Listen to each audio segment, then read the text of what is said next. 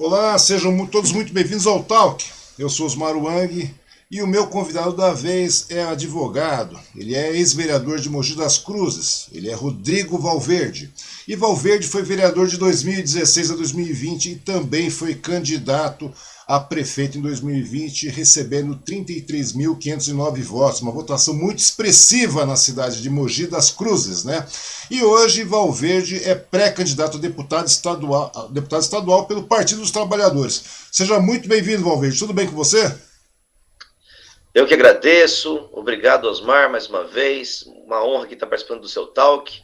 Quero cumprimentar cada um que estão aí nos assistindo e que vão nos assistir nos dias posteriores. É Obrigado mais verdade. uma vez. É verdade. Na realidade, quem tem que agradecer sou eu, Valverde. A gente está gravando isso aqui porque a correria é bastante grande, né? Eu sei que sua agenda está bastante corrida. Esse negócio de pré-candidato aí toma muito tempo. E de verdade mesmo, eu agradeço muito pela sua disponibilidade de arranjar um tempinho, de arranjar um espaço na sua agenda aí para esse bate-papo. Eu acho que é muito importante, principalmente nesse momento atípico, esse momento um tanto quanto estranho que nós estamos vivendo na política nacional, né? A gente ter pessoas aí que possam fazer uma diferença e realmente colocar posicionamentos lógicos e racionais, né? Coisa que está meio complicada nesse período, né? E agradecer também a todas as pessoas que, como o Valverde falou, que estão assistindo e que vão assistir esse bate-papo, tá bom? É sempre um prazer ter todos vocês aqui. Ô, Valverde, você é um cara bastante conhecido em Mogi das Cruzes, né, cara? Você é um cara que já foi vereador, você é um cara que disputou a prefeitura, né? Mas isso aí nós estamos falando no âmbito de Mogi das Cruzes, né? Mas fala um pouco de você, porque todo mundo conhece o Valverde de Mogi das Cruzes. Você é mogiano, né? Tudo mais. Fala aí, conta mais da sua infância, por que você acabou optando? Você é advogado, como é que você acabou optando pela advocacia e como é que você acabou se enveredando pela política, né? E a sua sintonia com o PT, como é que você deu isso? Osmar, inexplicavelmente, você lembra ali na década de 80, que foi a minha infância, eu nasci em 78, você se lembra que tinha aqueles horários eleitorais lá de 1 hora. E todo mundo achava aquilo uma tortura, mas ninguém perdia porque não queria perder um minuto da novela da Globo. Acabava o Jornal Nacional, começava o horário eleitoral, e depois era a novela e todo mundo se prendia naquele horário eleitoral. Era uma tortura para todo mundo, mas eu, inexplicavelmente, eu gostava. Gostava muito. Eu tinha apenas 4 anos, mas eu lembro da eleição para governador de São Paulo, eu lembro das eleições de 85 para a prefeitura de São Paulo, eu lembro da campanha da Erundina para a prefeitura de São Paulo, Uhum. e lembro muito presente na minha memória, ali eu já militava, a campanha de 89 para presidente da República. Sempre gostei de política. Tem um vídeo meu, um primo filmou, eu tinha uns 10 anos, eu Uhum. falei que um dia eu seria vereador. Então, essa paixão pela política, ela é inexplicável porque antes de eu entender nada de política, eu não entendia nada e gostava de política. E participei de um programa aqui em Mogi das Cruzes que chama Guarda Mirim. Sim. Tive a oportunidade de trabalhar em locais muito importantes para minha formação. Trabalhei, por exemplo, aos 13 anos de idade, eu trabalhei no fórum, no primeiro cartório criminal Uhum. do fórum aqui de Mogi das Cruzes. Ali eu atendia advogados, levava processos para os promotores assinarem, para os juízes. E depois, aos 15 anos, eu fui trabalhar no departamento jurídico da Câmara Municipal pela Guarda Mirim. Então, casou, eu já gostava de política, ainda fui trabalhar na Câmara Municipal de Vereadores, ali eu lembro que a Sônia Sampaio era uma vereadora do PT muito Sim. combativa, me espelhei muito nela, me espelho até hoje, e foi muito importante para minha formação também. E desde os 14 anos eu participo de reuniões do PT, de congressos, de cursos. Ajudei, em 2014 foi a primeira campanha que eu fui para a rua pedir voto. Ajudei uma candidata do PT, aqui eu tinha apenas 14 anos de idade, Pois é, e cara, de lá pois é, Valver. Mas aí, 14 anos, cara, você já estava na rua pedindo voto, né? E por que o PT, cara? Por que você simpatizou pelo PT? Como é que foi a sua sintonia com o PT, cara? eu acho, assim, eu tive contato com o Lula pela primeira vez pela televisão, Uhum. apenas 4 anos de idade. Eu lembro que minha mãe comentou, como que um cara desse, cara de pinguço, quer ser governador de São Paulo? Hum. Veja, minha mãe era merendeira, meu pai e minha mãe moravam na periferia, e teve esse comentário preconceituoso de uma família pobre contra o Lula. Eu não sei se isso mexeu em alguma coisa no meu brilho, não sei. Eu comecei a torcer pro Lula naquela eleição. O Lula perdeu feio, inclusive. Uhum. Né? Mas esse comentário da minha mãe deu um efeito contrário em mim. Era um comentário negativo sobre o Lula e eu acabei querendo torcer pro Lula. Em 85, a gente acompanhando pela televisão, campanha para prefeito de São Paulo, Uhum. todos os prefeitos ali de social, maneira tradicional, atrás de uma mesa. E o Suplicy de camiseta, música, alegria, um monte de povo, gente do povo, um monte de artista também. Depois a Erundina, depois a própria campanha do Lula para presidente foi uma campanha muito bonita. E aí a mãe do meu melhor amigo de infância foi candidata a vereadora pelo PT. Depois eu fui trabalhar, ainda adolescente, na Câmara Municipal, e a vereadora que se destacava muito era uma vereadora do PT. Não tinha como eu não ser petista. Né? Pois é, cara. E depois, assim que eu fui ganhando a maioridade, assim que eu fui entrando na vida adulta, eu também comecei a me formar muito politicamente, estudei muito. Todas as injustiças sociais que têm efeitos hoje, mas a gente entende por conta do passado, isso tudo foi graças aos cursos que eu participei do Partido dos Trabalhadores, Uhum. que eu não tenho dúvida que é o único partido, com todo respeito aos outros 31, são 32 partidos políticos no Brasil, eu não tenho dúvida que dos 32, o único que efetivamente tem um projeto para a sociedade, para corrigir os erros do passado, é o Partido dos Trabalhadores. Uhum. Então, por isso que eu gostei da política, trabalhei no fórum do departamento jurídico, isso ajudou muito eu querer a cursar direito, a me formar advogado, sou advogado desde 2003, trabalhei também assim que eu completei a maioridade, eu tive que sair da Guarda-Mirim, e aí eu fui trabalhar com o Dr. Luiz Beraldo de Miranda, que era advogado e também vereador. Não era do PT, foi inclusive o único candidato que eu militei, que não era do PT em 96, eu já tenho 18 anos.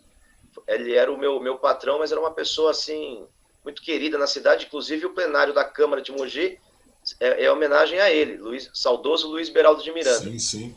Então não tinha jeito, Osmar, eu tinha que ser petista, eu tinha que ser político, tinha que ser advogado.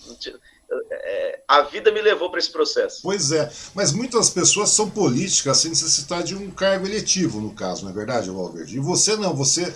O que aconteceu, cara? Você vendo essas discrepâncias sociais, tudo mais, que você estava lá, tal dia a dia, você estava na Câmara você vê um monte de coisa acontecendo também, sem contar o dia a dia da infância que você cresceu, né, dentro do Partido dos Trabalhadores também, teoricamente falando, foi praticamente isso, e fora aquela coisa do munícipe, do cidadão comum que acaba vendo essas desigualdades. Isso é que te empurrou a ser candidato a vereador em Mogi das Cruzes, cara? Como é que foi isso aí?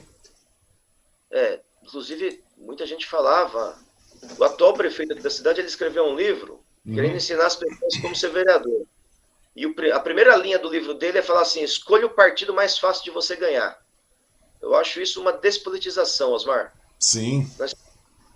Nós temos aí a democracia, que não tem nada mais importante para o povo entender. Está muito na moda falar democracia, porque ela está ameaçada. E o povo é muito importante saber que democracia é a hora que você, para evitar a guerra, você tem que encontrar de todos os meios a conciliação. Tem que ter, sem dúvida nenhuma, uma conciliação da sociedade, entender todos os interesses e harmonizá-los para não ter guerra, para não ter conflito. Nada é mais importante que uma democracia. E é impossível ter uma democracia, e aí sim, a minha crítica ao atual prefeito com esse livro, que ele despolitiza as pessoas, você tem que entender todos os interesses de uma sociedade, encontrar a harmonia de todos os interesses. E como que isso se dá numa democracia? Tem que ser obrigatoriamente através de um partido político. Sim. Cada partido político tem que entender qual que é a prioridade dos setores da sociedade que ele vai priorizar. Então, os partidos falam, bom, eu acho que a prioridade de uma sociedade tem que ser a defesa do meio ambiente. Eu acho que a importância para a sociedade, a prioridade para uma sociedade funcionar bem, tem que ser os trabalhadores que produzem terem prioridade. Eu acho que tem que ser a geração de empregos. Eu acho que tem que ser os interesses dos empresários, que são eles que garantem o lucro e o sistema é capitalista. Tem vários partidos defendendo as suas prioridades num programa. Sim. E aí você apresenta esses programas para a população escolhe qual que é a prioridade, vota, e quem ganhou obedece àqueles interesses que foram derrotados Sim. nas eleições e precisam também ser respeitados. A maioria tem que respeitar a minoria. Ok. Então é impossível a gente ter uma democracia sem partidos políticos. E quando eu vejo alguém falando, eu sou obrigado a me filiar num partido político, tinha que ser campanha avulsa, cada candidato tinha que sair sozinho, é cada aberração que a gente ouve de Sim. pessoas que querem representar uma sociedade melhor e não tem a mínima noção do que está falando. Então, Osmar, eu acredito, posso ser que esteja errado, mas numa sociedade onde nós temos que preservar a natureza, onde nós temos que garantir emprego, nós temos que ter segurança para todo mundo, etc, etc. Eu acho que quem de fato põe a mão na massa e produz e trabalha para as pessoas comerem, trabalha para as pessoas morarem, trabalha para educar as crianças, trabalha para punir o adulto que cometeu algum crime, que trabalha para salvar a vida de alguém, é uma sociedade que, sem dúvida nenhuma, na minha opinião, a prioridade tem que ser para as trabalhadoras e trabalhadores.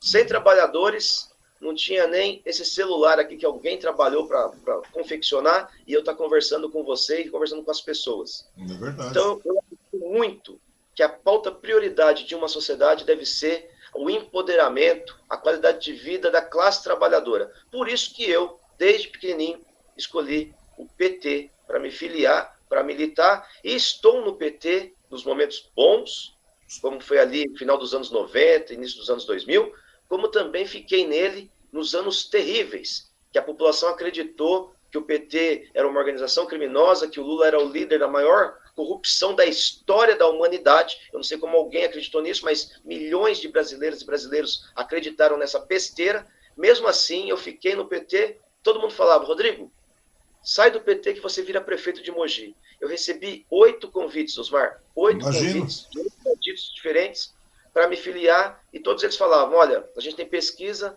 a sua única rejeição é o seu partido. Se você sair do PT, você vira prefeito da cidade. E eu não tinha dúvida que eu estava do lado certo da história, mesmo quando era completamente inconveniente para mim. Pois é, Mas a gente viu isso alguém acontecer em toda a me região, né, o Valverde? A gente viu isso acontecer, essa debandada acontecer em toda a região. Você via pessoas que estavam no PT, tal, etc.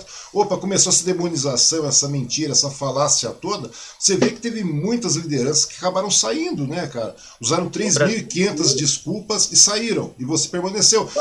várias lideranças do partido saíram do PT porque não aguentaram a pressão, acharam que o PT ia acabar, queria privilegiar o seu interesse individual e saíram do PT. Agora tem um monte querendo voltar, Osmar. Pois é, aquela situação, né, cara? Porque hoje se torna conveniente. Mas a permanência, cara, eu acho que é uma questão de caráter, de lealdade aos seus princípios. Não é uma lealdade ao partido, é uma lealdade aos seus princípios, porque é aquilo que você estava falando. Cada partido norteia uma situação, norteia um posicionamento, cara. E permanecer nesse posicionamento, cara, é uma questão de lealdade não para com o partido, cara, mas para com si mesmo. A verdade é essa, não tem outro caminho, né, Valverde? E aí, tudo bem. Daí você chegou, se tornou vereador, você saiu, disputou, você teve uma votação expressiva e acabou se tornando vereador em Mogi das Cruzes. Daí tal, você foi um vereador combativo, pelo que eu sei, né? A gente acompanha por aí e tal. Tudo que aconteceu no município, eu vi que você entrou em diversos embates, tudo mais, daí teve a disputa pela prefeitura, né, meu? Chegou em determinado momento. Como é que chegou essa entrada, essa disputa toda? Tinha Marcos Melo, tinha o Caio e de repente tem o Rodrigo Valverde, né? Que ninguém, na verdade, que ninguém esperava que você fosse sair também, né? Aquela coisa, não foi verdade, cara? Foi meio um trabalho e tal, mas ficou naquela. De repente você estava lá e você teve uma votação muito expressiva, cara, de verdade. Né? Aquilo que você falou, né, cara? Teve uma votação muito grande, muito expressiva e tal. E daí você se tornou querendo. Eu sei que tem essa questão de modéstia, mas querendo ou não, se tornou um peso, um nome de liderança na cidade de Mogi das Cruzes, né, cara? Como é que foi essa transição para você? Como é que foi essa questão, né, da disputa pela prefeitura? E vou mais além, cara. A pergunta é, como é que você vê a gestão municipal hoje, cara, em Mogi das Cruzes? Legal, Osmar. Você viu que desde a infância eu tinha esse desejo de ser vereador, né? Depois, com todos os cursos e os movimentos populares que eu participei, movimento estudantil, o desejo de ser vereador era muito grande, muito intenso. Eu tinha certeza que se eu ocupasse aquele espaço, eu ia representar para valer toda a população. E, felizmente, tive um mandato reconhecido, é impossível, sem falsa modéstia aqui, graças a um coletivo de pessoas, é impossível alguém criticar o nosso mandato de vereador. Nosso mandato foi completo. Ele foi atuante nos bairros, ele foi combativo no parlamento, ele exerceu o papel constitucional dele, que é fiscalizar cada centavo do dinheiro público, e nós fizemos com excelência. Fomos o vereador que mais propôs projeto proporcionalmente ao tempo que eu fiquei. O número de projetos que eu apresentei é maior do que qualquer outro vereador que passou por Mogi. Fui o vereador que mais acionou o Ministério Público, que mais requereu informações do Executivo. Foi um mandato completo que eu confiava muito nesse trabalho, eu sabia que o resultado numa campanha de prefeito seria muito positivo. Se a gente fosse... Como é muito bacana ser vereador, é inexplicável a sensação de você poder representar a sociedade. Se eu fosse para a reeleição de vereador, eu tinha certeza que a gente teria uma reeleição garantida, tranquila. Uhum. E sabia que, pela rejeição que o PT tem na cidade, e pela falta de recurso financeiro, que sempre pesa, é importante a sociedade saber que não existe nada nesse mundo capitalista que você, sem grana, você não consegue competir em igualdade de condições. Sim. Seja no futebol, no carnaval, na política, no meio de comunicação, o dinheiro ele pesa muito nesse sistema capitalista. E eu era uma candidatura que não ia ter ajuda do setor financeiro da cidade, porque fui um vereador que questionei muitas coisas. Uhum.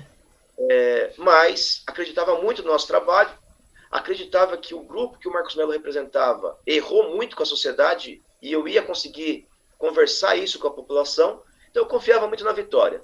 Mas o antipetismo, a falta de grana e eu ter subestimado o atual prefeito na campanha, uhum. Eu ignorei a candidatura dele e só foquei as críticas no prefeito anterior.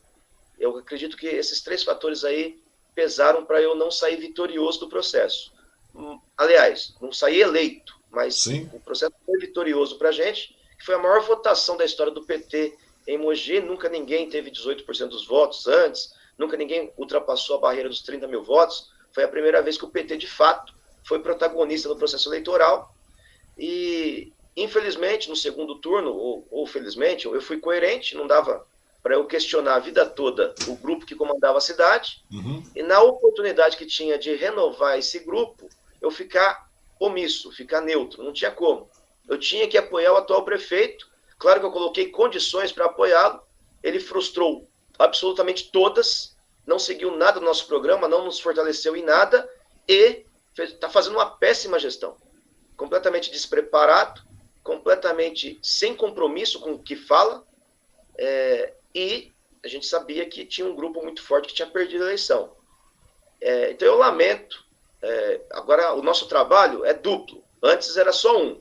Era fazer a cidade aproveitar o seu potencial de desenvolvimento que ela sempre teve e que sempre foi segura ali, sempre foi amarrada.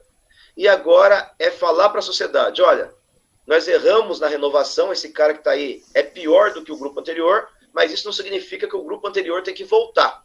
Sim. A cidade precisa avançar, a cidade precisa sair das suas amarras. Então essa é a minha opinião, Osmar. Perfeito. E me conta uma coisa, Valverde, porque hoje, né, na sua opinião, você acha que isso, no caso Mogi, retrocedeu com essa atual gestão, cara? E muito? Opa! Oi? Passou meu filho aí atrás. Eu vi, cara. Eu vi. Lembra, isso me lembrou o episódio do Porchat, cara. Você lembra do Porchat, que ele tava conversando, de repente a mulher dele passou nua atrás, cara? O Porchat tava conversando com não sei quem, cara, de repente passou a mulher dele. Eles tinham um horário pra sair e tal, e a mulher tinha acabado de tomar banho e passou de toalha enrolado. Comecei a rir, falei, poxa, que coisa. Me lembrou esse episódio, cara. Foi menos mal. Pois é. Então, mas me contei, você acha que Mogi retrocedeu, literalmente falando, cara, nesse período de gestão? Eu acho que Mogi avançou porque era muito difícil tirar o grupo anterior. Uhum. Não, por esse aspecto sim, né? Pelo aspecto da mudança, Mogi avançou. E no contexto social, como é que você vê o contexto social? Porque a gente viu umas situações meio... A sociedade teve a coragem de mudar. Isso é fundamental. Então a cidade mudou. Agora, o grupo anterior, eles sabiam privilegiar pequenos interesses excluir uma grande parte da população, mas dava minimamente alguma zeladoria na cidade. Uhum. E a atual gestão não tem expertise de governança, não tem experiência, então piorou todos os serviços. Eu não estou dizendo que o anterior era bom, Sim. eu estou dizendo que o anterior era ruim, ele era limitado, e o atual conseguiu piorar. Então é esse desafio que a gente precisa conversar com a sociedade, para a sociedade não se arrepender de ter mudado, mas agora escolher melhor, prestar melhor atenção nas propostas e no funcionamento da cidade. Uhum. E nesse meio tempo, após a sua saída, porque é aquilo que você falou, né? Não levei a eleição, mas foi uma campanha vitoriosa. Nós temos vitoriosos disso aí, né? Isso aí acabou te levando à disputa pelo cargo de deputado estadual, né? Tanto que você é o único pré-candidato a deputado estadual pelo PT, né? Você concorda comigo que na nossa região? E agora vem a pergunta, por que só você, né, cara? E também tem mais. Qual a importância disso, já que a gente tem praticamente pouco ou quase nada de políticos progressistas aqui vindo na nossa região nesse momento? Essa pergunta sua é muito legal. O Partido dos Trabalhadores, com esse momento positivo que passa, né, que o PT hoje, o PT em 2018 era o inimigo público número 1 da população. Sim. Hoje, o PT é a grande esperança da população para dias melhores, né, para a gente voltar a comer, para a gente voltar a estudar, para a gente voltar a trabalhar, para a gente voltar a morar. As pessoas, milhões de brasileiros e brasileiros esperam a volta das políticas públicas que o PT introduziu no país, que foi um período, foi o melhor período da história do Brasil para o povo mais pobre. Uhum. E até para os banqueiros também, para os empresários, todos eles melhoraram de vida também, melhoraram seus negócios no período Lula. Não tenho dúvida disso. Então, Osmar, você sabe que o PT fez uma federação com o PCdoB e PV. E também mudou a regra. Antes, podia lançar o dobro do número de cadeiras em disputa. Sim. E agora, você pode lançar apenas o número de cadeiras em disputa mais um. Ou seja, antes era o dobro de 94, o PT podia lançar 180 e poucos candidatos, Uhum. e agora a federação, os três partidos juntos, PV, PCdoB e PT, só podem lançar 95 candidatos Sim. e candidatas. Isso deu um grande problema, porque só o PT tinha 280 pretendentes à legenda para poder disputar a eleição. E quando você tem essa federação, tem que ter o espaço do PV, o espaço do PCdoB e o espaço do PT, que era muito pequeno.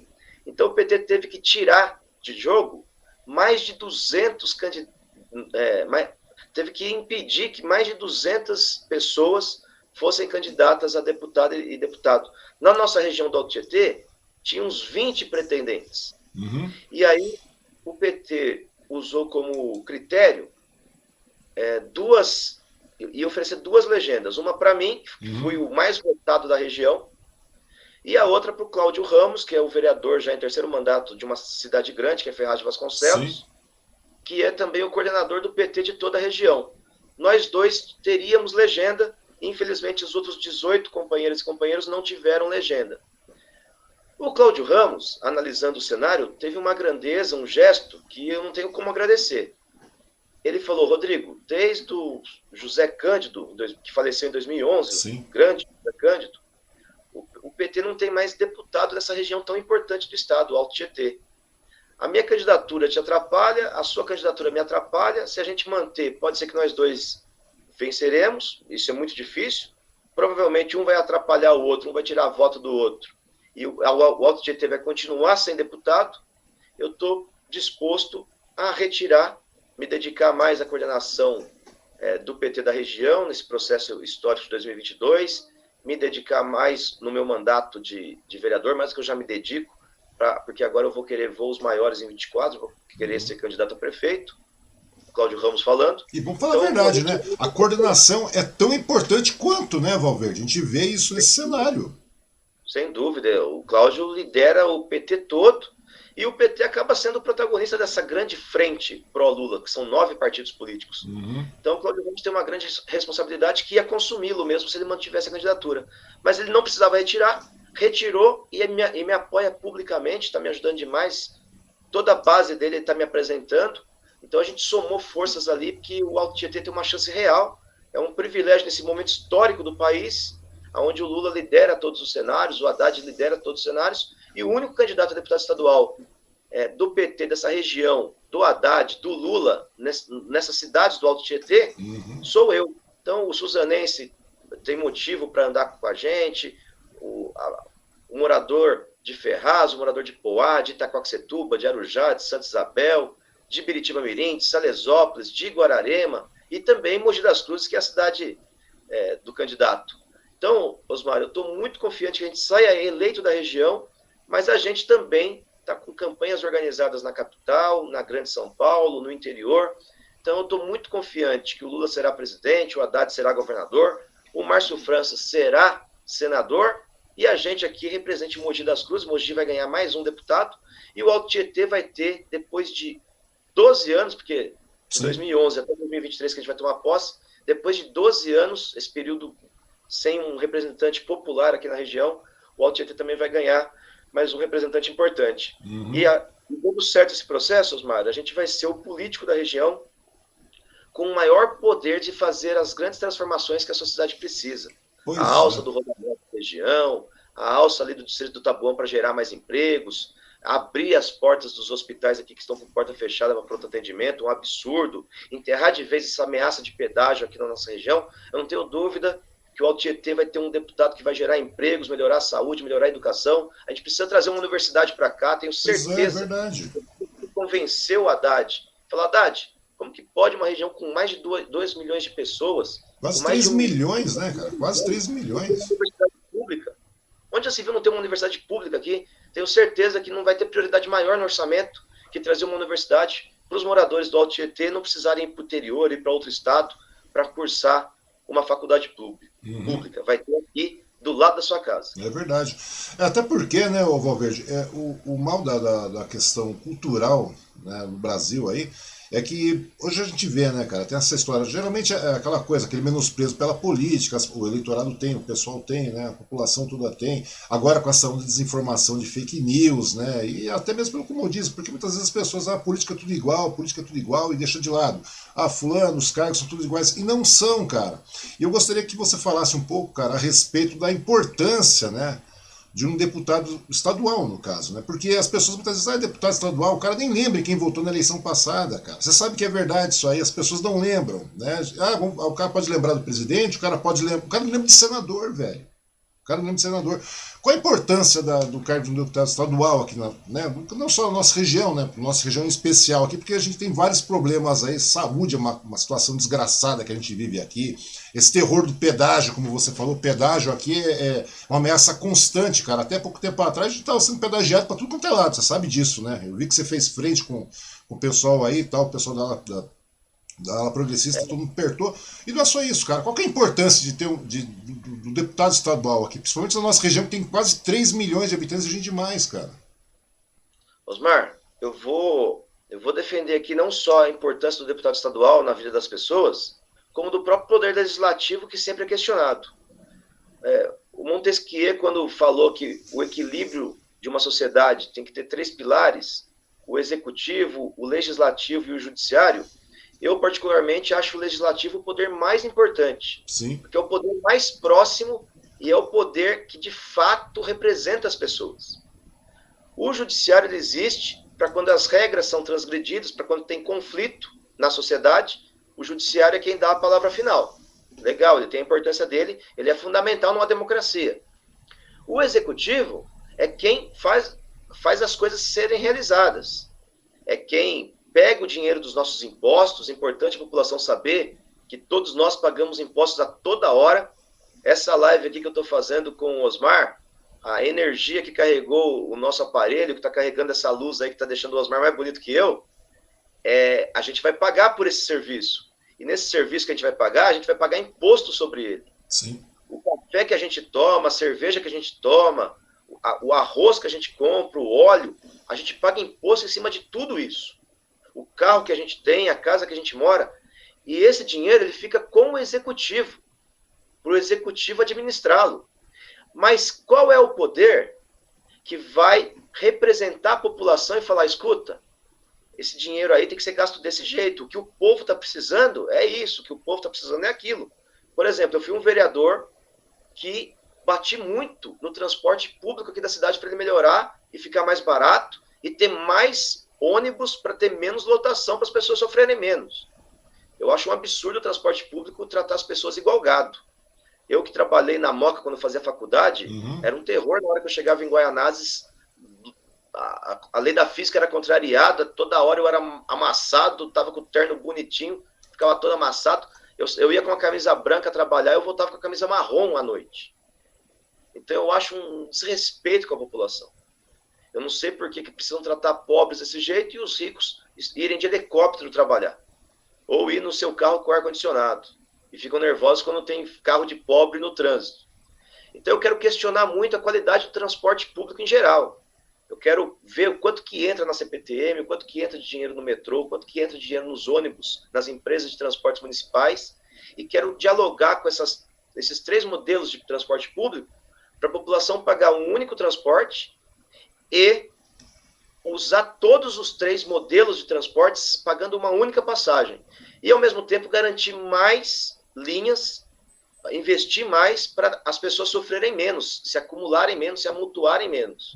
É uma tecla que eu sofri muito pessoalmente e vou querer ser alguém do Poder Legislativo cutucando toda hora o Poder Executivo e na hora que o Poder Executivo errar, a gente utilizar o Poder Judiciário.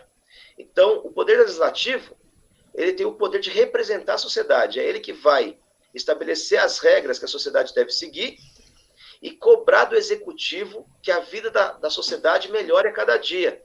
Que o Executivo use com prioridade devida cada centavo que entra de imposto. E a gente utilizou bem aqui, Osmar, quando foi vereador, nós fiscalizamos cada centavo que o Marcos Mello administrava e quando ele errava, a gente foi o vereador da história que mais acionou o judiciário contra o Poder Executivo aqui e tivemos grandes vitórias. Conseguimos por 2 vezes derrubar o aumento da tarifa de ônibus. Por 2 vezes. A população acho que vai lembrar quando tiraram a etiquetinha. Conseguimos diminuir o aumento do IPTU. Provei que o Marcos Mello errou no cálculo. Ele mandou um carnê caríssimo para as pessoas e no mês seguinte teve que mandar um carnê bem mais barato, uma vitória do nosso mandato de vereador. Nós conseguimos acabar por um período os privilégios de algumas empresas da cidade que não pagavam impostos, absurdamente. A população pobre pagando imposto, a classe média pagando imposto, os empresários médios pagando impostos e os bacanas, as principais empresas da cidade não pagavam impostos. Conseguimos acabar com esse privilégio, infelizmente durou pouco tempo, que eles reverteram na justiça, mas hoje, por exemplo, a empresa de transporte não paga mais, não é mais isenta de pagar ISS, tem que pagar ISS, e é um dinheiro precioso que entra para a população. Então é importante um deputado estadual, principalmente no UTP. Em todas as regiões são importantes o deputado estadual. Eu vou querer um deputado estadual das 645 cidades do estado. Mas, por exemplo, dando o exemplo aqui do Alto Tietê, a população que sofre com pedágio, com um hospital fechado, Luzinho de Pinho Melo, Osíris, Santa Marcelina, não tem pronto atendimento. É um absurdo o Rodrigo Garcia querer ser governador fechando a porta dos hospitais para o povo. Os pedágios, esse transporte de massa que trata a população como gado, eu não tenho dúvida que a gente vai ser um representante importante para ajudar ou a resolver esse problema ou escancarar que o governador, tomara que seja o Haddad esse governador, se for ele, não vai ser o caso, mas se não resolver esses problemas que a gente vai estar levando para o governador, nós vamos deixar muito claro para a sociedade que é possível resolver e o governador não resolveu porque não quis. Pois é, cara. Uma coisa que você falou, Valverde, eu sempre defendo isso, cara. Você sabe como é que é o meu posicionamento com relação a isso. Eu vejo hoje, cara, é incrível, cara. Nós estamos numa disputa presidencial, numa disputa para governo do estado, para senador, né? Nós estamos com uma disputa para deputados estaduais, deputados federais, aqui no caso. E muita gente se preocupando, cara, com uma gestão de 2024, vamos falar assim. Pô, não é isso, cara. A verdade é a seguinte: é você construir legislativo, cara. Não interessa se é no estado, não interessa se é no município, cara, que é de vital importância, que você viveu isso, você sabe disso, cara. É muito importante a construção, né, cara? E as pessoas muitas vezes não têm noção disso. E o deputado estadual nada mais é, cara, do que faz. Do que é um feitor de leis, um fiscalizador, cara. E a galera parece que não percebe isso, né? A população parece que não percebe isso, não vê a devida importância que o cargo tem. Não só isso, mas deputados federais também, que são os fiscalizadores, cara. Não muda a conversa, não é verdade? E é isso que eu acho que as pessoas têm que começar a investir mais. Osmar, felizmente toda a formação política que eu tive ao longo da minha vida, eu contei um pouquinho dela aqui no começo da entrevista para você, ajudou muito a eu ter a consciência que é legítimo e é humano, é instinto humano. Cada indivíduo ter o seu projeto pessoal de vida, Sim, seu projeto pessoal político, seu projeto pessoal profissional. Isso é legítimo. Isso é legítimo. Mas quando a gente pega a consciência coletiva, que não adianta você estar bem se o seu vizinho está mal, não adianta você estar bem se seu irmão está mal. Então, essas pessoas que colocam o projeto individual neste momento histórico é um grande erro. sim, A gente tá com um país onde a gente não consegue andar nas praças das grandes cidades porque está cheio de gente dormindo nas ruas. A gente tem uma juventude indo cada vez mais para o crime e para as drogas porque não tem esperança de futuro. A gente tem a fome de volta no nosso país. A gente tem um desemprego maior da história. A gente tem um caos na saúde que nunca teve tanto problema assim. Nós temos um governo que nega a ciência, e saúde é ciência. sim, Nós temos um governo que o presidente fala assim: olha, eu não vou me vacinar. A minha filha não vai se vacinar. E a vacina provou que quando a população se vacinou, a gente parou de morrer milhares de pessoas por dia como a gente estava sim, morrendo. Então nós temos muita coisa para consertar, Osmar. E se a gente errar no dia 2 de outubro, este momento que parece um pesadelo vai continuar. Então não pode a pessoa que quer ser prefeito, que quer ser vereador em 24, ignorar esse momento ou usar esse momento como trampolim para 24. sim, é Nós temos que verdade. focar na energia máxima neste momento. Eu estou falando para as pessoas desses problemas, antes de falar de mim, eu estou falando da consciência maior que elas têm que ter no dia 2 de outubro, que é muito maior do que a minha candidatura Sim, é a deputado verdade. estadual. É muito maior. Eu, sinceramente, é claro que pessoalmente seria muito legal eu ser um deputado estadual, mas se for para eu escolher, se tivesse essa situação, olha, você quer trocar o presidente que está aí, ou você quer e você perder a eleição, ou você quer manter esse presidente que está aí e você ser deputado estadual. Não tenha dúvida que esse presidente que está aí tem que sair imediatamente. Então eu vou canalizar toda a minha energia, e tem muita gente que gosta dele, que vota em mim, mas eu quero falar para essas pessoas o seguinte: eu não sei como que ele conseguiu, através das redes sociais, que tem o perfil psicológico de cada usuário, ele consegue vencer uma eleição para presidente com mentiras, governa com mentiras e está querendo uma reeleição com mentiras. A mentira do momento, Osmar, ele está falando que as urnas eletrônicas são fraudadas. Ele é presidente da República eleito com as urnas eletrônicas. Ele Verdade. ficou 30 anos lá no Congresso Nacional eleito com as urnas eletrônicas. Ele colocou todos os seus filhos na política, os 3 filhos que eram maiores de idade, que têm cargo eletivo, foram eleitos com urna eletrônica. Nunca ninguém questionou isso. Ele está vendo que ele está perdendo nas pesquisas, inventando essa mentira, e pessoas inteligentes, mas que acreditam nele, porque ele de alguma forma cooptou essa pessoa pela rede social. Eu vejo gente inteligente, intelectual, falando que essas urnas eletrônicas são fraudadas, Pois é, cara. tem como você usar uma calculadora, ela não é conectada à internet, não tem como ter hacker. Pois é, Isso é pois uma é. coisa mentira. E a gente vê Então, isso esse acontecendo, né, cara?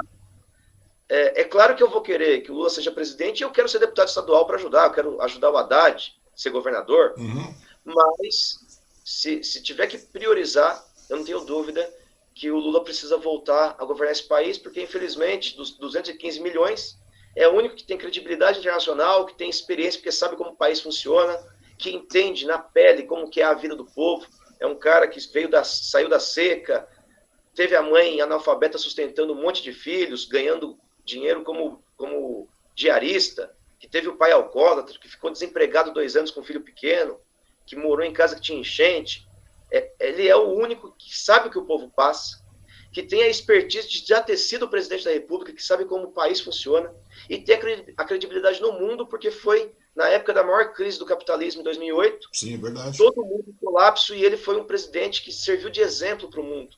Então, dos 215 milhões de brasileiros e brasileiros, só um tem condições de recuperar o país nesse momento, e essa pessoa se chama Luiz Inácio Lula da Silva. É a prioridade número 1.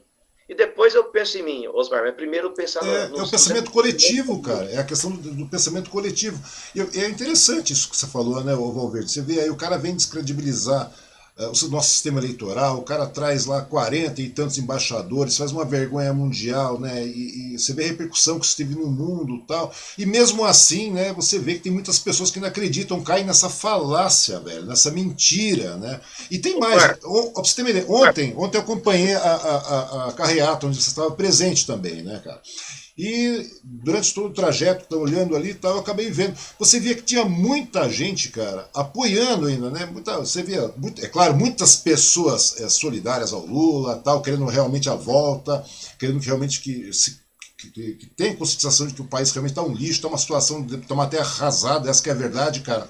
E daí o que acontece, cara? Mas você vê que tinha muita gente ainda, cara. Você vê que eram pessoas pobres, na verdade, você vê, são pessoas pobres, porque a carreata circulou por vários e vários bairros aí de classe média, classe, né? E você vê aí, cara, você vê que as pessoas pobres, né, cara, pessoas em situação de vulnerabilidade, eu diria assim, apoiando, não, é Bolsonaro, eu não sei o quê. Cara, inacreditável. Como é que consegue chegar num ponto desse, cara? Como é que a gente consegue ver uma situação dessa? O que alimenta essa sanha, na sua opinião? Porque a gente vê esses discursos, e eu vejo, e a minha pergunta, sabe por quê, cara? Minha pergunta é a seguinte, porque hoje os caras estão com a máquina, os caras estão injetando dinheiro, os caras gastaram 1 trilhão e 200 para ajudar banco, né? Como você falou na última live, o cara não sabia responder, né? O cara não tinha nem consciência disso, cara. E depois disso eu conversei com outro cara que era segurança do cara, e o cara falou, não, segurança do atual presidente, daí o cara falou, não, eu vou me espelhar nesse rapaz aqui, que o cara não sabe o que é 1 milhão e 200. Entendeu? Tinha 1 trilhão e 200 bilhões de reais. É muito dinheiro, cara. Ah, nós demos 300 bi de auxílio emergencial. Meu, isso não é nada. Agora o cara vem com essa falácia de redução de impostos. Meu, para reduzir a gasolina. Gozado, né, cara? A Petrobras quebrando não tem motivo econômico dentro de política interna da Petrobras para derrubar esses preços, esses centavos, 20 centavos, não sei mais quantos centavos que a Petrobras derrubou. Depois destrói-se o ICMS, arrecadação de ICMS. O daí vai o Rodrigo Garcia dar mais outro tom para tentar se, né, crescer. Tem um eleitorado maior, aí tem uma visibilidade maior, fala que o Estado está realmente comprometido, trabalhando para redução. Meu, falta aí, o cara tira o ICMS, daí você vê faltando medicamentos, já faltando medicamento, tem contraste em muitos estados, cara, para fazer simples exames, porque são arrecadação de ICMS. Mas vem essa mentira toda, cara, e começa a ser apregoada aí pra tudo quanto é lado aí, né, cara? E daí fica difícil, cara, aquilo que você falou no começo do nosso bate-papo. Porque hoje é difícil, cara. Você tá sendo candidato a deputado estadual, tal, assim como tem vários outros também. Porém, cara, é muito complicado. Você não tem verba, você não tem máquina, você não tem estrutura. Eu vi que você fez trabalho para arrecadar dinheiro para poder continuar sua campanha, porque tudo é aquela correria de sempre, cara. Como é que você faz isso? E para trabalhar dessa maneira, cara, com esse afinco, porque você hoje sai. Você faz campanha na rua, você todo dia está na rua, eu vejo eu acompanho você pelas redes, eu acompanho você publicando material, onde você vai, você acaba publicando, você vai prestando conta de onde você esteve, como você esteve. Como é que está sendo fazer campanha dessa maneira, cara? Dessa maneira, digamos, nessa maré de fake news que nós estamos vivenciando aí, cara? Como é que você... Porque pô, numa carreata a gente já viu como é que funciona o negócio, né, cara? Você vê lá exatamente aquela conversa, tem 25% de cara que acredita nessa conversa. A maioria estava a favor do Lula, é a favor do Lula. Como é que você faz para discutir isso aí, cara? Começar a mostrar essas verdades todas, porque você é o Rodrigo Valverde. Né? Você é um candidato do PT, que trabalha, está sendo muito bem cotado, porém trabalha sem recursos, trabalha só no peito, digamos assim, né, cara? Como é que está sendo isso aí? Como é que está sendo esse enfrentamento, cara? Osmar, aquela parte que eu falei, né? No sistema capitalista tudo é dinheiro. Então, até para participar daquela carreata lá, ontem eu gastei uns 50 conto aí de gasolina. No preço que tá a gasolina. Pois é. E por aí vai. É um leão por dia mesmo, você tem razão. Eu tenho a felicidade aí da minha mulher tá pagando as contas em casa, do meu filho tá pagando a própria faculdade, do meu sócio tá tocando o escritório para mim enquanto eu estou rodando aí esse período aí pré-eleitoral, estou rodando o estado e meu sócio cuida lá das contas do escritório, cuida dos processos, né? O doutor Marcos Nakamura, que eu quero agradecer publicamente. E tenho um grupo de amigos que felizmente estão me ajudando, eles estão sendo minha voz onde eu não estou. Cada dia alguém me acompanha para algum lugar com o carro dele e a gente almoça junto e conversando com as pessoas. Como que eu ia falar para você? A conjuntura política está boa, porque a gente está falando a verdade e as pessoas estão entendendo o que a gente está falando. É diferente de 2018, que a gente falava e as pessoas não nos ouviam, sequer abria para refletir.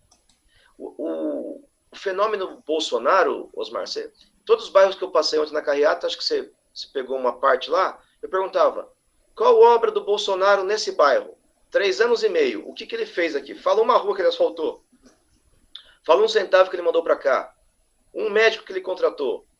Uma creche que ele construiu.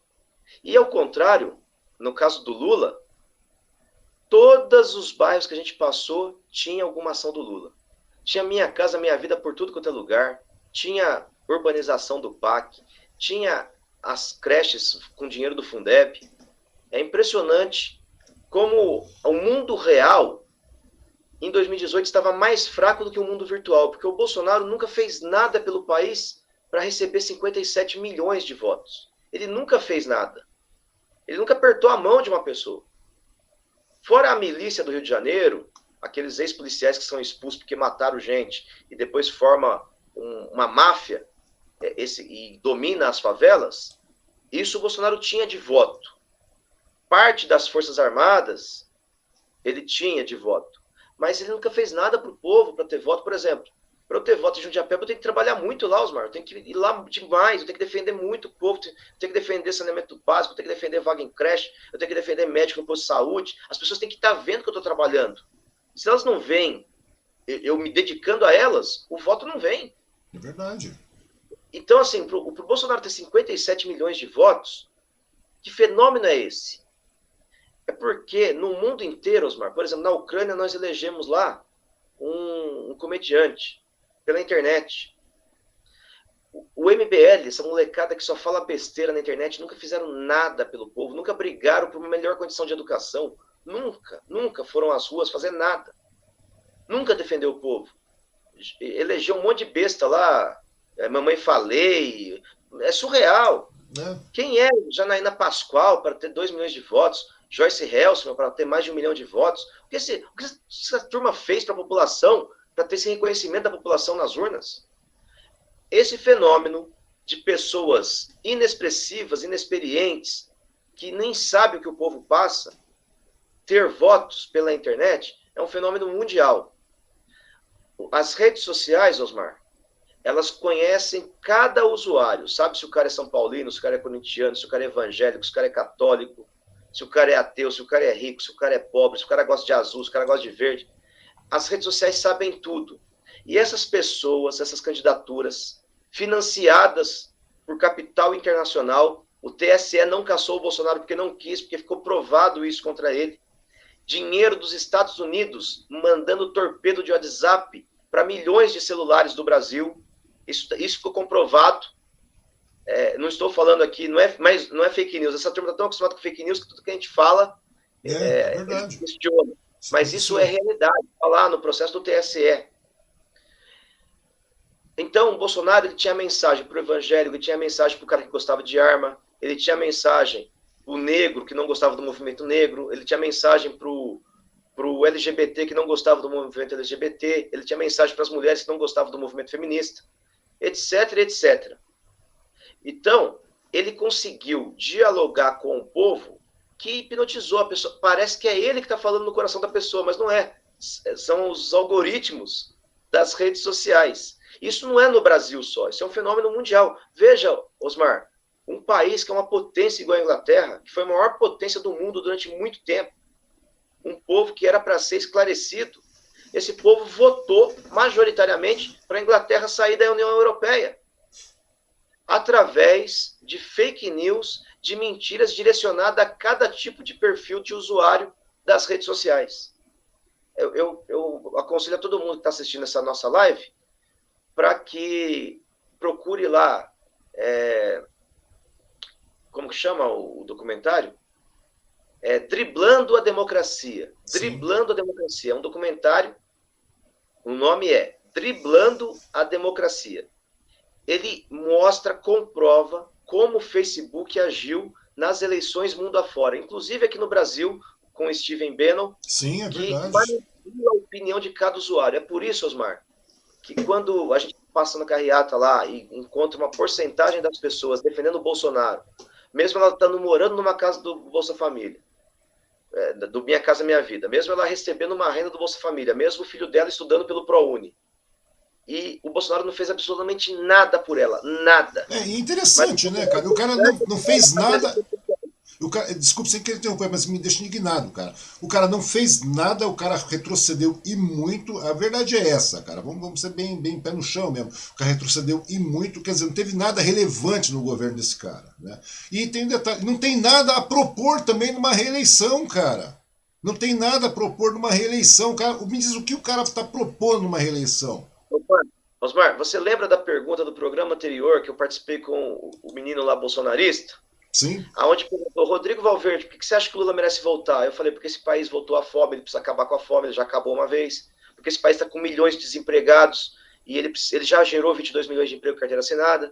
Porque esse país tem gente dormindo na rua e ele fez um programa revolucionário como Minha Casa Minha Vida, que tirou 90% das pessoas que moravam em rua e colocaram num apartamento, porque os jovens que nunca fizeram faculdade na vida tiveram acesso à faculdade, etc, etc. Porque o Brasil pagou a dívida externa com ele, porque o verdade. Brasil reduziu a dívida pública e tal. Aí Nós somos a perguntou para sexta ele, economia do mundo, cara. Nós somos hoje a e 14ª, 15ª.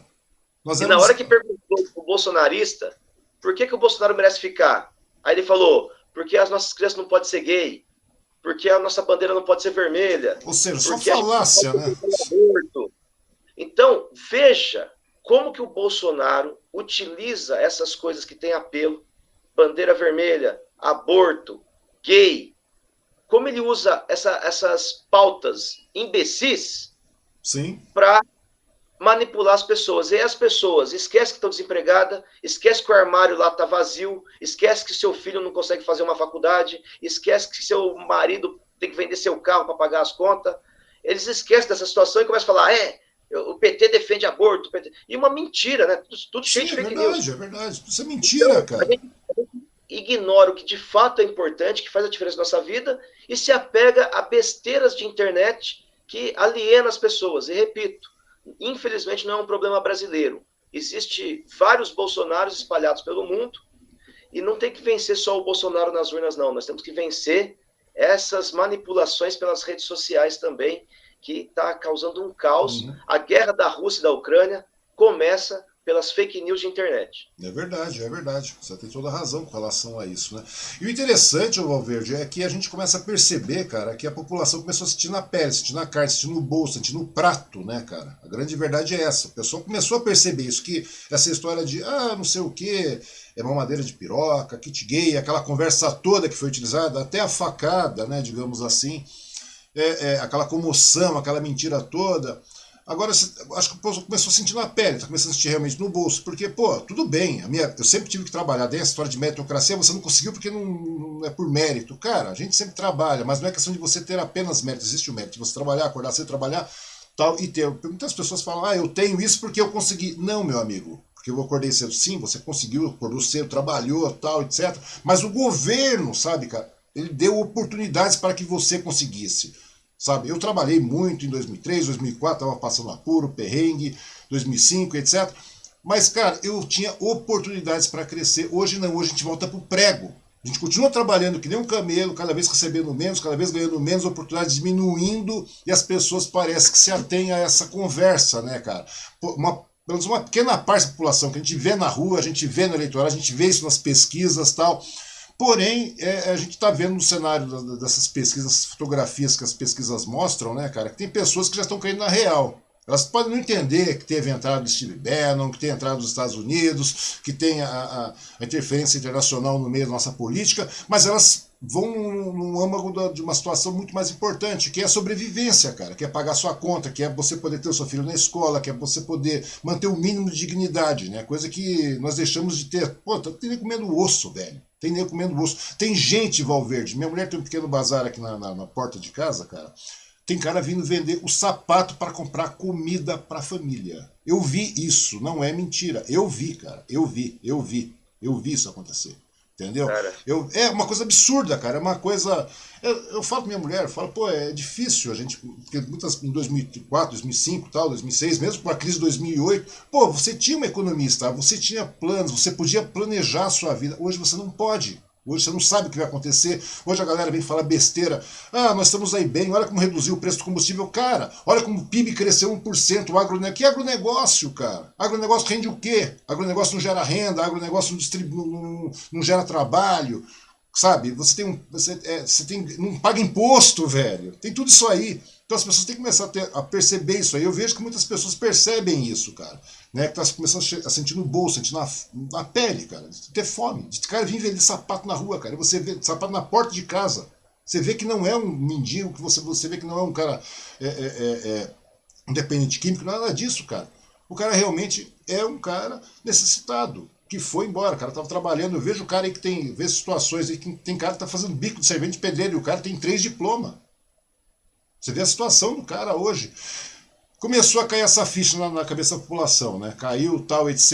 E a gente está vendo hoje que as pesquisas estão mostrando que o Lula está em primeiro, né? Em primeiro lugar nas intenções de votos, né? Tal. E existe a possibilidade real do Lula levar isso aí no primeiro turno, né, cara? E o França está muito bem cotado também e tal. E porém nós temos aí o Haddad de São Paulo, né, cara? Que é o governador que a gente defende, que a gente acha que vai ser a melhor política realmente, e realmente não tem outro caminho. Agora me diz uma coisa, nós estamos vendo uma disputa de segundo turno em São Paulo, né, cara?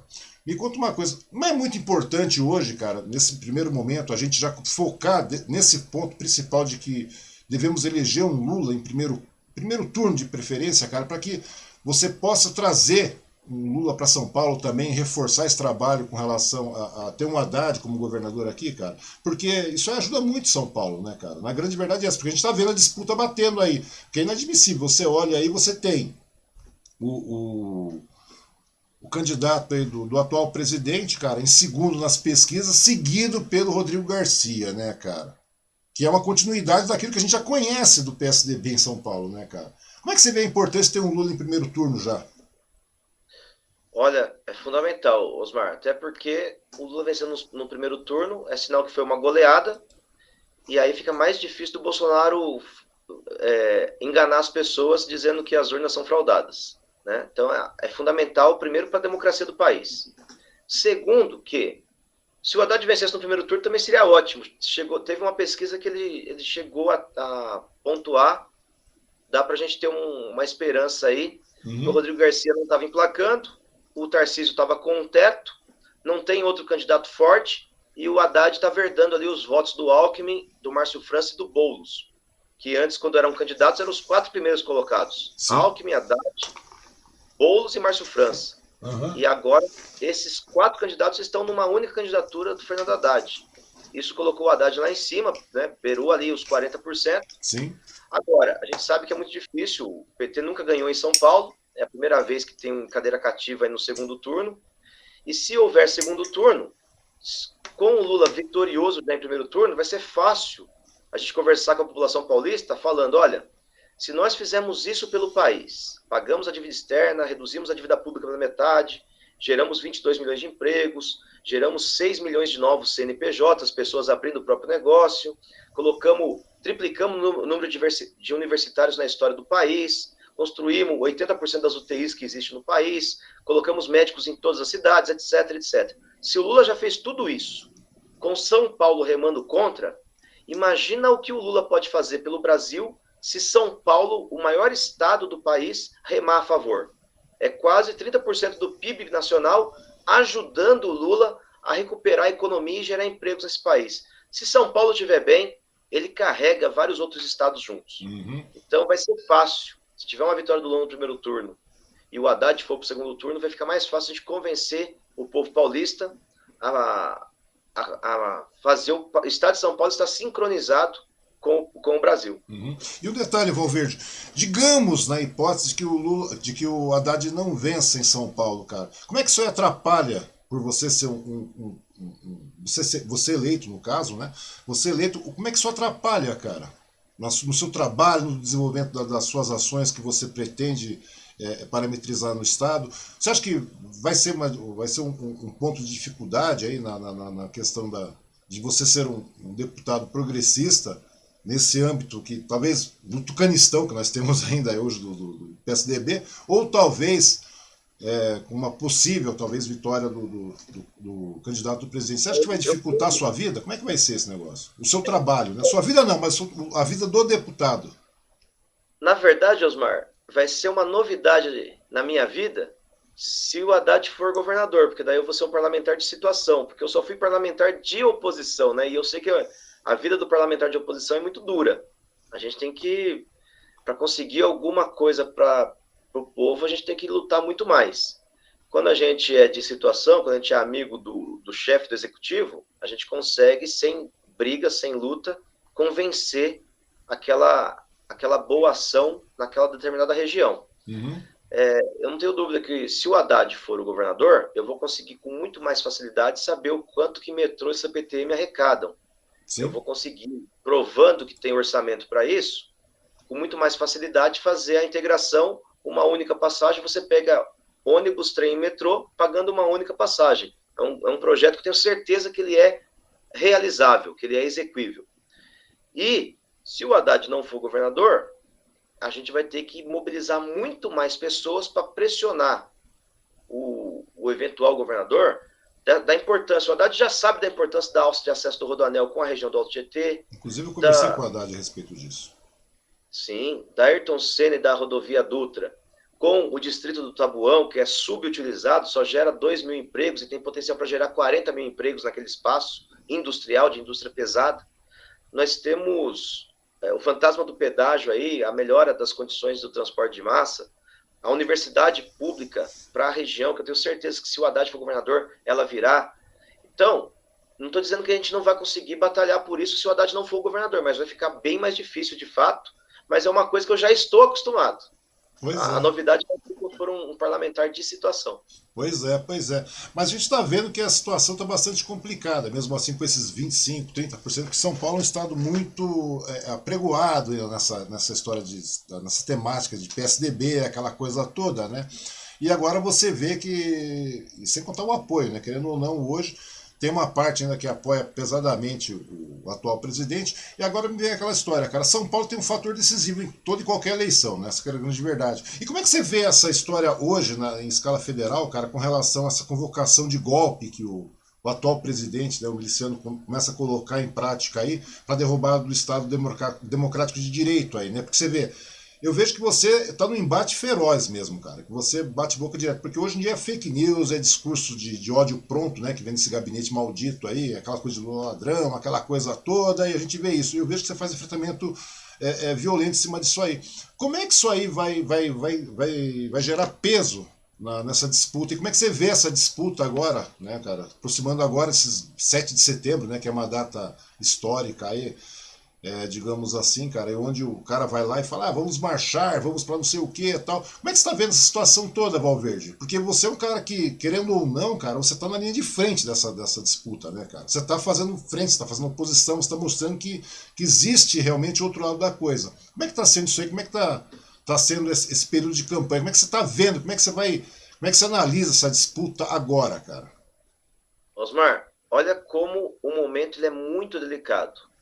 Não bastasse aquela primeira parte que eu falei, que nós temos que vencer as fake news, as manipulações pelas redes sociais, provar para a população que o cara não fez nada na vida real, ele só fala besteira na vida virtual. Isso tudo por si só já é muito difícil, porque hoje 99% da população utiliza a rede social. Então a rede social ela nos engana, ela nos manipula. Ela consegue falar que o quadrado é redondo. Então isso já é uma disputa muito difícil, tanto é que elegeu o Bolsonaro presidente da República e o Bolsodória aqui em São Paulo. Sim. Então nós temos que fazer o debate do convencimento das urnas para as pessoas votarem, e depois nós vamos ter que enfrentar dois fatores. O Bolsonaro, se ele deixar de ser presidente, porque hoje a única pessoa do Brasil que tem poder de investigar o presidente da República, que é o Bolsonaro, é o Augusto Aras, que é o Procurador-Geral da República. Sim. Eu vou falar para as pessoas aqui para elas entenderem. Se eu cometer alguma coisa, qualquer promotor de justiça pode oferecer uma denúncia contra mim, qualquer policial pode me prender. Se o Osmar falar, também. Se você que está aí nos assistindo, também. Agora, se o Bolsonaro fizer qualquer coisa, é só o Augusto Aras que vai poder tomar alguma medida. Um policial normal não vai poder prendê-lo, um promotor de justiça normal não vai poder denunciá-lo, um delegado normal não vai poder interrogá-los. A gente fica refém do tal do Augusto Aras. E ao contrário do Lula, o Lula, quando foi presidente, ele falou: promotores de justiça do Brasil, escolham quem vocês querem para ser o meu investigador, para ser o meu denunciante, para ser o Procurador-Geral da República. O Bolsonaro não. O Bolsonaro falou assim: Aras, é você que vai ter que me proteger. Todas as denúncias que tiverem contra mim, você vai segurar, engavetar e pôr debaixo do tapete. E o Aras está fazendo isso com excelência. A gente viu aí propina em ouro do Ministério da Educação, a gente viu propina na vacina em plena pandemia, a gente vê dinheiro do Queiroz que estava escondido no sítio do advogado do Bolsonaro, dinheiro dele, dinheiro vivo, na conta da primeira-dama, o filho dele comprando à vista uma mansão em Brasília, 15 milhões de reais, o filho caçula dele morando numa mansão em Brasília, um menino que nunca atrapalhou, etc, etc.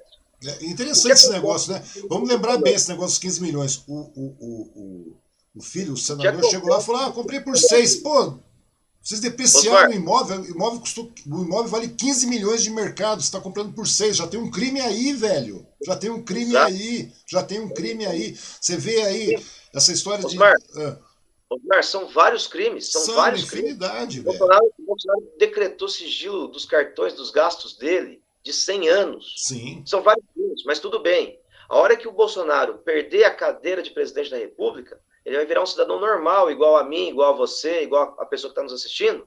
E aí, a chance dele ser preso e dos filhos dele serem presos é gigantesca. Isso é uma coisa. Como que um cara que, se perder a eleição, vai ser preso, ele vai se comportar?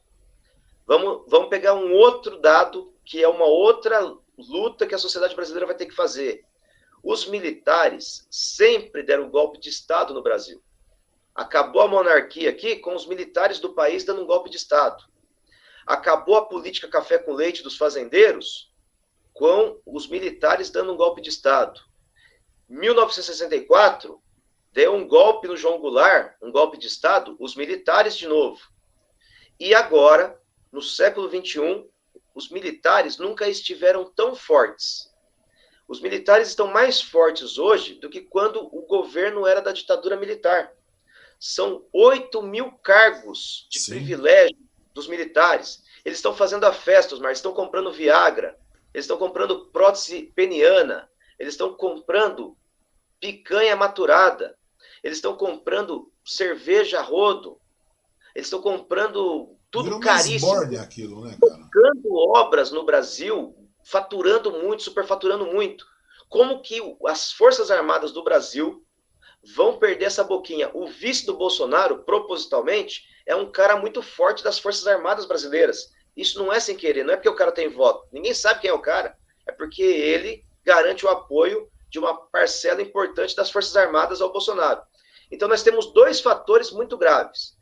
O Bolsonaro, com a chance real dele e da família ser presa, e dos militares perderem a sua boquinha, a sua teta. Como que esses caras vão entregar isso gratuitamente com a força das urnas?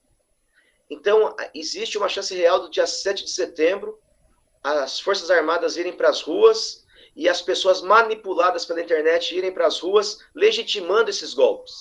Então, são duas frentes que nós temos que estar lutando. A primeira, convencer as pessoas de que o Lula é a defesa da democracia. Segundo, além de votar no Lula no dia 2 de outubro, é ter a pressão necessária da sociedade civil, das pessoas conscientes desse país, e tem que ser milhões, Não pode ser meia dúzia, tem que ser Sim. milhões para impedir essa pretensão do Bolsonaro se perpetuar no poder para não ser preso e dos militares abrirem mão dos seus privilégios. Uhum.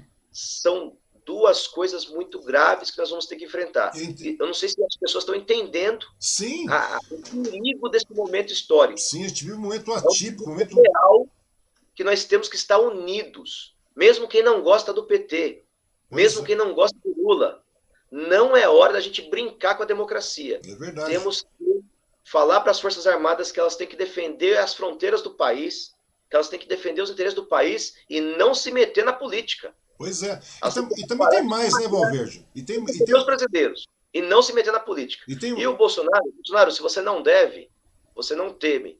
Sai de fininho, você perdeu nas urnas, e se ficar provado que você cometeu crime, você vai ter que pagar igual uma pessoa normal. Você não é diferente de ninguém. É verdade. E mesmo assim o cara quer. Opa, meu vizinho funcionando já com o seu cachorro. Então, mas mesmo assim, Valverde, acontece o seguinte: o cara sabe que existe a real possibilidade dele perder. Ele fala, pô, ele tá tentando de toda maneira tentar promover um golpe. Eu digo que a gente vai vivendo mini golpes, né, cara? A gente vai vendo golpes à prestação todo dia, né, cara? Desde do início da sua gestão, da sua posse, até hoje, cara.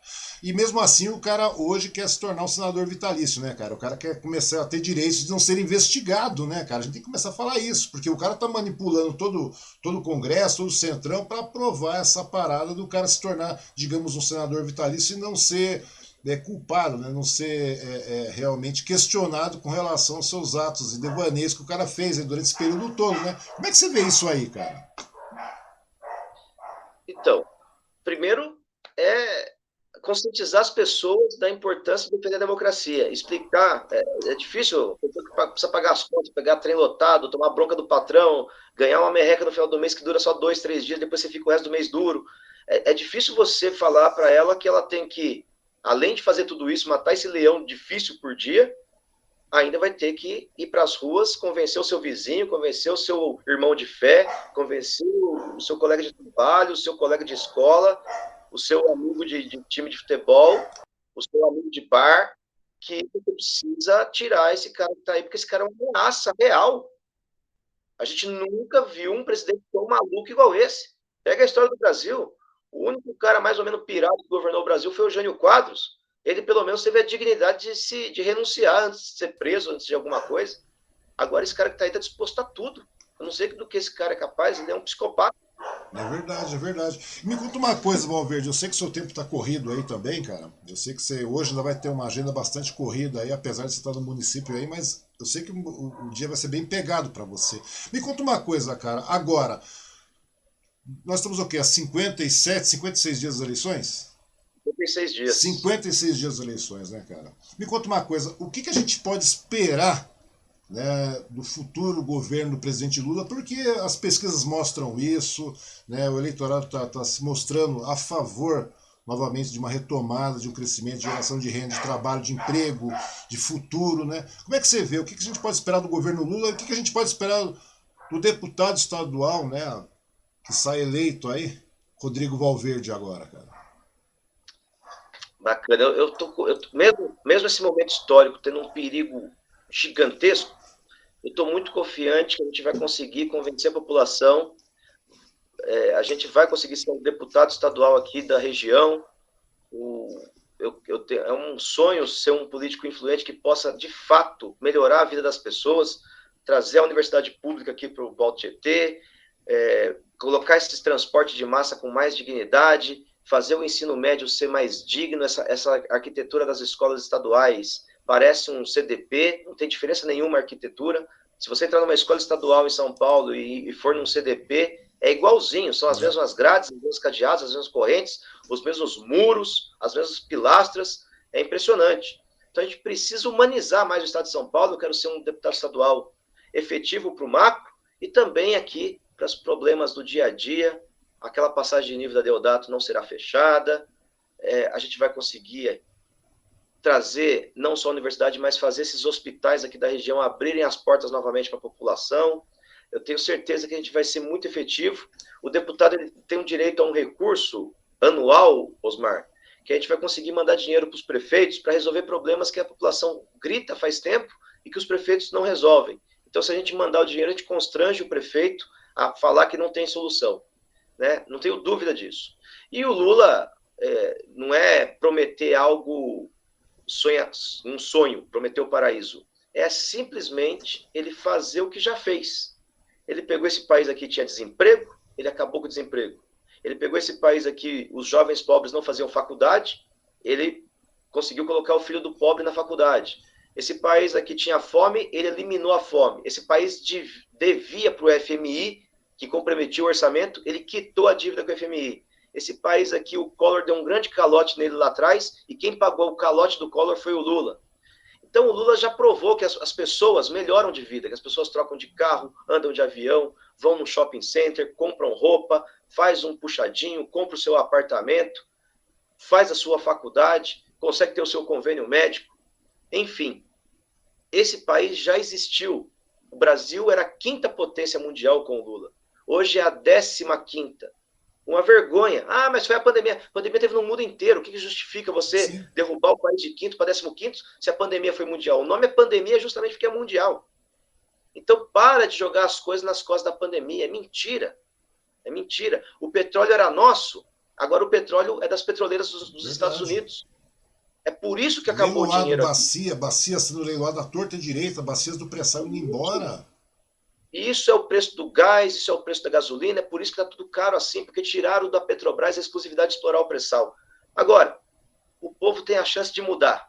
E eu acredito que o povo, pela dor, porque a vida está muito difícil, se conscientizou que não dá mais para acreditar em mamadeira de piroca e que tem que acreditar em Bolsa Família, tem que acreditar em ProUni, tem que acreditar em Minha Casa Minha Vida, tem que acreditar em mais médicos, tem que acreditar em transposição do Rio São Francisco, em luz para todos. Foi isso que fez a vida do povo melhorar.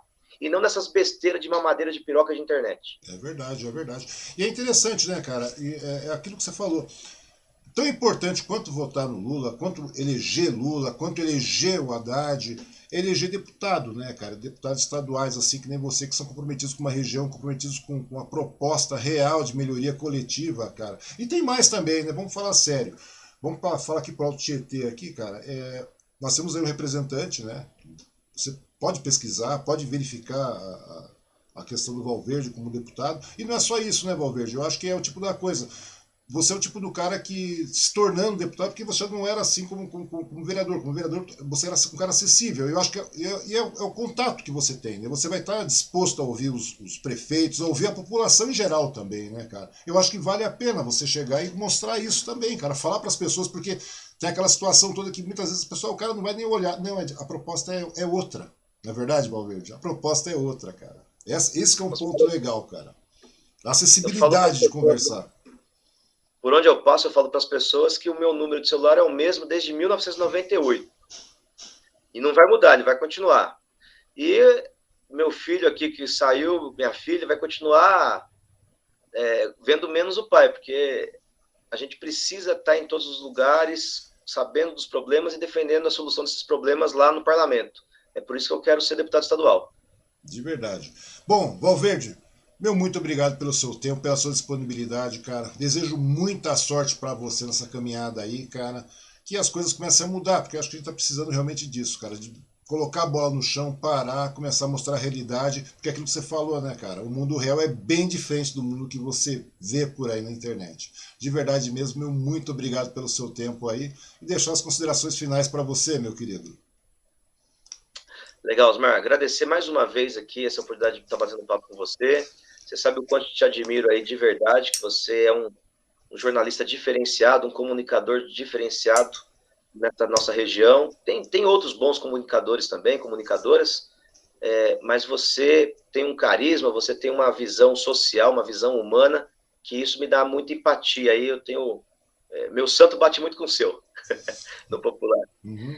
E agradecer cada uma que assistiu, cada um que nos assistiu. Eu quero muito ser deputado estadual, porque eu tenho certeza que eu vou ser um instrumento importante do povo aqui, do estado de São Paulo como um todo, mas do Alto Tietê principalmente, da minha cidade, Mogi das Cruzes. Vou ser a voz de cada problema aqui da região. Talvez eu não consiga ser a solução, mas no mínimo, o governador do estado de São Paulo vai saber do seu problema aqui na região do Alto Tietê, na cidade de Mogi das Cruzes. Não tenho dúvida que eu vou ser esse instrumento. E vou ser um instrumento muito chato para o governador, porque enquanto não resolver esse problema, eu vou ficar martelando lá, igualzinho eu fui como vereador, para os moradores de Mogi das Cruzes, eu quero ser o mesmo que eu fui como vereador, deputado estadual, para todos os paulistas aqui, das 645 cidades do estado de São Paulo. Tá certo. Bom, Valverde, novamente, meu muito obrigado a todos que assistem essa entrevista, esse bate-papo, né? Porque não é uma entrevista, é sempre um bate-papo. É um grande prazer ter você aqui, Valverde, e também as pessoas que irão assistir. Tá bom, meu querido? Muita boa sorte para você nessa caminhada e vamos para frente, vamos eleger o Lula presidente. Tá bom? Grande Osmar, obrigado. Valeu, Grande muito obrigado, Valverde.